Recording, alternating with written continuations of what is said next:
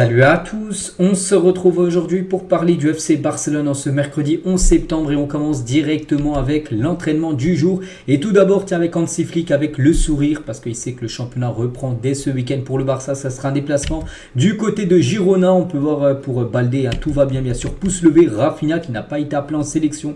On parlera tout à l'heure qu'il a beaucoup manqué quand même à cette sélection brésilienne. Donc il était présent également à l'entraînement du jour comme Ansu Fati qui a des chances qu'on le voit jouer ses premières minutes cette saison.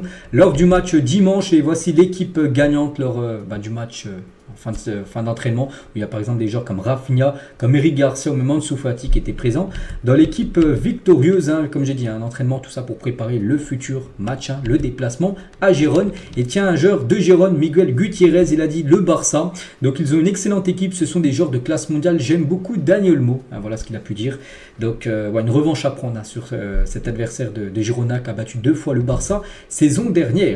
Les journaux aujourd'hui, Mundo Deportivo et Sport. Mundo Deportivo, ça parle de Dani Olmo. Dani Olmo est différent, c'est l'interview, la longue interview de Deco. Voilà, il a parlé de Dani Olmo.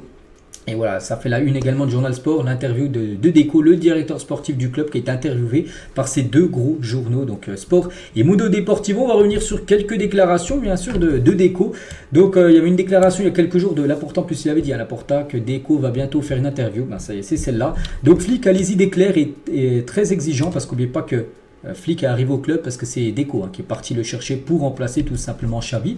Donc l'idée c'est que si ces jeunes travaillent, nous n'avons pas besoin d'aller autant sur le marché des transferts. L'idée est de trouver cet équilibre et de savoir ce qui nous manquait dans ce que nous avions en tête. Je pense que nous avons trouvé l'équilibre en gros. C'est pour ça peut-être qu'il y a eu seulement une recrue parce que sinon en gros tu sors des joueurs du centre de formation et c'est ça quand même le gros plus du Barça. C'est que tu n'es pas obligé de recruter une dizaine de joueurs vu que tellement tu as de la qualité dans ton centre de formation, tu peux aller chercher les meilleurs éléments et les faire intégrer tout simplement en équipe première et surtout ça ne coûte rien du tout que si tu vas chercher un joueur à plus de 60 millions d'euros là bien sûr c'est une grosse somme d'argent investie.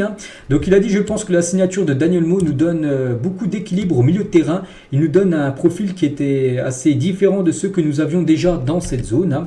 Il y avait des offres pour plusieurs de nos joueurs mais nous savions que nous ne voulions pas perdre de joueurs importants et c'est ça l'idée. Donc peut-être je sais pas des joueurs comme De Jong, Araujo peut-être, je sais pas, il a dit qu'il y avait pas mal d'offres, peut-être Rafinha aussi où des clubs le voulaient. En gros, il voulait en gros garder tout le monde tout simplement. Bon, il y a quand même eu des départs, bien évidemment. Il faut essayer de faire quelque chose d'important dans l'histoire du club. Nous voulons aider le club à se restructurer.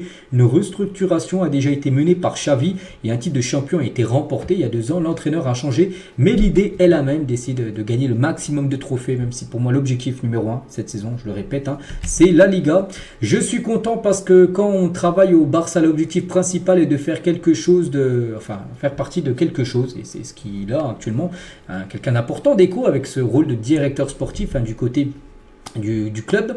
C'est toujours une période assez compliquée, il y a toujours beaucoup de travail, mais pendant le marché nous avions les idées claires et à la fin nous avons essayé de faire petit à petit ce que nous avions prévu. C'est que lui il a beaucoup bossé, là il bosse encore mais beaucoup moins que pendant le mercato où c'est les mois les plus importants pour lui vu que c'est le directeur sportif et le directeur sportif celui qui gère en gros les recrutements, le mercato, tout